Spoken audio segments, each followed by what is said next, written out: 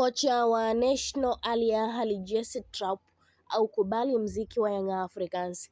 Kocha wa Al Ahly Jesse Trapp amesema kuwa Yanga ni timu bora sana. Ameeleza kuwa hata katika mchezo wa kwanza walicheza vizuri sana na baadaye wakafanya mabadiliko ya kiufundi. Ameongeza kuwa wana wachezaji wengi wazuri mmoja wenye uwezo mkubwa wa kushindana na kutoa upinzani mkali.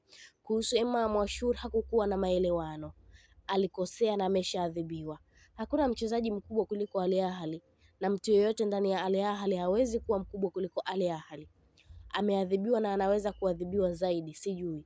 Kwa sasa tupo kwa ajili ya kushindana, alisema Jesse Trapp, kocha wa National Al Ahly.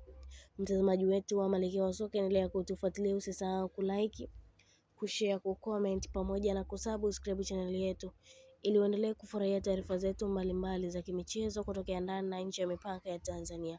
Mimi ni Lizo Sport, wakati mwingine, kwa heri na uwe na wakati mwema.